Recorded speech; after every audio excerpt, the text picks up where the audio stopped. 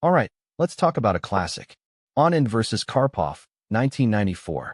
Two titans, one legendary clash. This wasn't just a game. It was a statement, a masterclass in controlled aggression against a defensive genius. Get ready, because Viswanathan Anand is about to unleash a storm. The game kicks off with e4, and Karpov, ever the strategist, responds with the Sicilian Defense, c5. Anand meets it with nf3 and d4, entering the open Sicilian. It's a classic setup, but Anand, even then, was known for his dynamic play.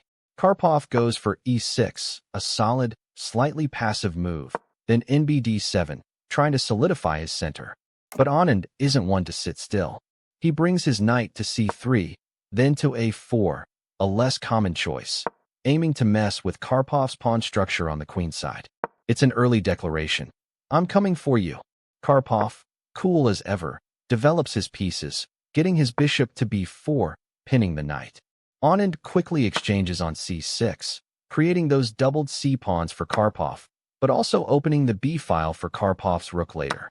The position is balanced, but the tension is building. Anand's pieces are active, and he's constantly looking for an edge. Karpov tries to ease the pressure by exchanging pieces, taking on d5, and bringing his knight to his central square. It's a typical Karpovian approach: simplify, consolidate, wait for the opponent to overextend. But Anand is no ordinary opponent. He pushes his bishop to d4, then c3, trying to open lines. Karpov responds with c5, attacking the bishop. Anand recaptures on d4, then b4, creating a passed pawn on the queen side, but leaving his king slightly exposed. Karpov pushes e5, challenging the center, hoping to gain time. The game is razor-sharp now, both players walking a tightrope. Then, the critical moment.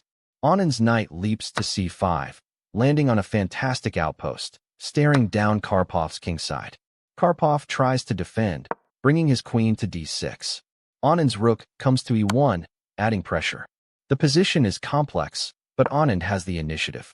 Karpov decides to simplify, capturing on d5. Anand recaptures with the queen, and suddenly, his knight lands on a6. It's a monster, attacking the c7 pawn and creating threats. Karpov's king is already looking a little wobbly. Anand plays qa4+, forcing the king to e7.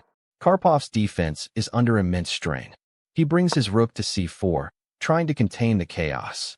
Anand pushes b5, further advancing his passed pawn. Karpov's rooks are flying around, trying to cover everything. And now, the finishing blow. Anand's knight comes to b4, then delivers a crushing check on c6. Karpov's king is forced to f8. And then, a spectacular, game-winning sacrifice. Anand plays rex5. Yes, a rook for a pawn.